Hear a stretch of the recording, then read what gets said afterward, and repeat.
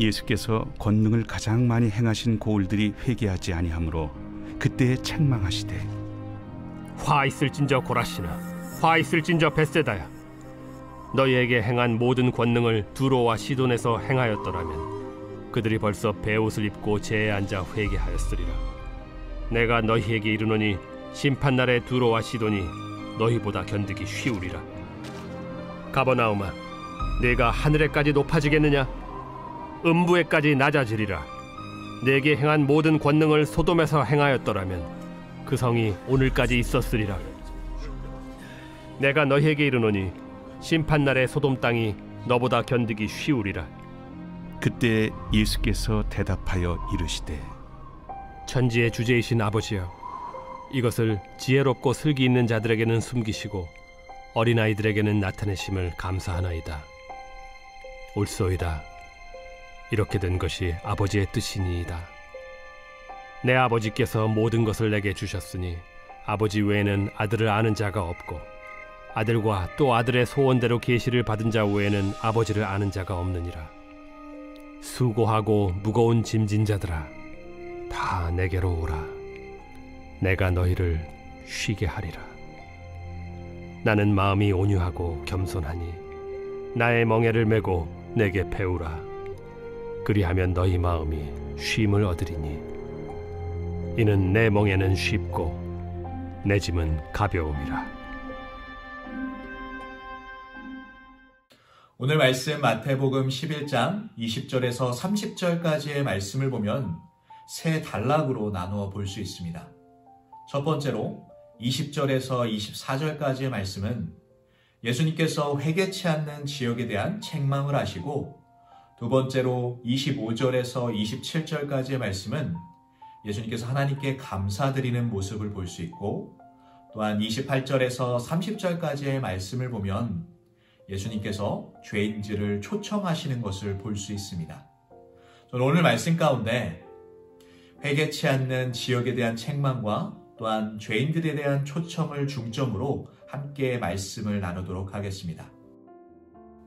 먼저 20절 말씀에 예수께서 권능을 가장 많이 행하신 고을들이 회개하지 아니하므로 그때 책망하시되, 예수님의 초창기 사역을 보면 주로 갈릴리 지역에서 이루어졌다는 것을 볼 수 있습니다. 오늘 말씀에서 등장하는 고라신, 벳세다, 가버나움은 이 갈릴리 지역 중에서도 예수님께서 수많은 권능을 행하신 곳이었습니다. 이 고라신은 이 말씀에서는 기록되어 있지 않지만 우리가 벳세다와 이 가버나움을 통해서 예수님께서 어떠한 사역을 했는지를 추측해 볼 수 있습니다. 먼저 벳세다를 보면 예수님께서는 소경을 고치시고 수많은 병자들을 고치셨다는 것을 볼 수 있습니다. 또한 너무나 유명한 오병이어의 이적이 이 벳세다에서 이루어졌다는 것을 우리가 찾아볼 수 있습니다. 또한 가버나움을 보면 예수님은 백부장의 종을 고치셨고, 또한 베드로의 장모를 고치셨고, 귀신 들린 자, 중풍병자, 각색 병자들을 고치셨다는 것을 우리가 찾아볼 수 있습니다. 예수님께서는 이 지역에서 수많은 이적을 행하시고 복음의 행보를 보이셨지만, 이것보다 더 놀라운 사실은 이들은 예수님의 그 복음에 반응하지 않았다라는 것입니다. 회개치 않는 그들에게 예수님께서 이제 책망하시기 시작하십니다.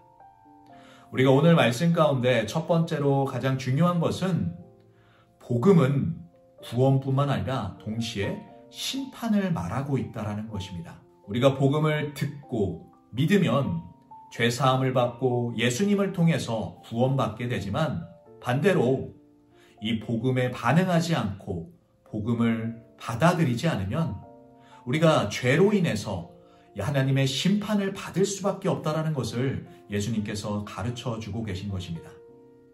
21절 말씀입니다. 화 있을진저 고라시나 화 있을진저 벳세다야, 너에게 행한 모든 권능을 두로와 시돈에서 행하였더라면 그들이 벌써 베옷을 입고 제에 앉아 회개하였으리라. 내가 너희에게 이르노니 심판날에 두로와 시돈이 너희보다 견디기 쉬우리라. 이 지역의 사람들은 회개치 않고 도리어 예수님을 배척했습니다. 예수님께서는 이들의 완악함을 보시면서 말씀하시기를 우상숭배로 유명한 두루와 시돈을 대조하시고 또한 이 죄악의 대명사인 이 소돔을 대조하시면서 만약에 그들이 예수님의 그 수많은 권능을 경험했다면 그들은 회개했을 것이다 라고 말씀하십니다. 이 말씀을 다시 말하자면 너희는 어떻게 하나님의 그 놀라운 은혜 가운데 반응하지 않느냐라는 말씀입니다. 우리가 우리의 삶 가운데 적용해 보자면 이런 말씀이 아닐까요? 우리의 삶 가운데 이 통독이 있고 또한 새벽 기도가 있고 금요 말씀이 있고 주일 예배가 있지만 너희들은 그 말씀 가운데 반응하며 살아가고 있느냐? 우리가 이 말씀들 가운데 주님의 말씀 가운데 겸손히 순종으로 나아가길 소망합니다. 이제 예수님은 이 죄인들을 초청합니다. 28절 말씀에 수고하고 무거운 짐진 자들아 다 내게로 오라. 내가 너희를 쉬게 하리라. 나는 마음이 온유하고 겸손하니 나의 멍에를 메고 내게 배우라. 그리하면 너희 마음이 쉼을 얻으리니. 예수님께서 나의 마음이 온유하고 겸손하다라고 말씀하십니다. 이것은 단순히 예수님의 캐릭터를 말하고 있는 것이 아닙니다. 구약에서 이사야와 스가랴에서 말씀하시는 것처럼 예수님께서 이 땅에 메시아로 오실 것과 또한 그분께서 고난받는 종이라는 것, 이 고난을 통해서 우리의 아픔과 눈물, 우리의 모든 것을 다 알고 계신다라는 것을 나타내고 계신 것입니다. 우리를 너무나도 잘 알고 계시는 예수님께서 우리에게 말씀하십니다. 너의 짐, 그 멍에를 내려놓아라. 그리고 나의 멍에를 지어라 라고 요구하고 계십니다. 우리의 멍에와 예수님의 멍에는 무슨 차이가 있을까요? 왜 예수님께서는 예수님의 멍에를 매라고 말씀하실까요? 먼저 예수님께서는 우리가 내려놓을 것을 말씀하고 계십니다. 우리가 유리컵에 물을 담으려면 이 유리컵에 있는 물을 먼저 버리고 물을 담아야 한다는 것을 알고 있습니다. 이처럼 우리의 짐, 우리의 멍에를 예수님께서는 버려야 한다라고 말씀하십니다. 그렇다면 우리의 짐과 그 멍에는 무엇일까요? 태초에 아담이 범죄로 인해서 우리가 땀의 대가로 살아가야 되고 또한 이 고통과 아픔의 죄의 멍에로 살아가야 한다는 것을 우리가 말씀을 통해 볼 수 있습니다. 예수님께서는 이 죄의 멍에를 십자가 앞에 내려놓아라 라고 말씀하십니다. 이 죄의 멍에뿐만 아니라 우리의 모든 멍에, 우리의 모든 짐을 주님의 십자가 앞에 내려놓고 주님께서 우리를 위해서 죽으시고 부활하셔서 우리에게 주시는 그 기쁨과 평안의 멍에를 매라고 말씀하고 계시는 것입니다. 그 주님의 기쁨과 평안의 멍에는 바로 죄의 멍에를 완전히 벗어버리고 자유의 멍에를 허락하시는 예수님을 볼 수 있는 것입니다.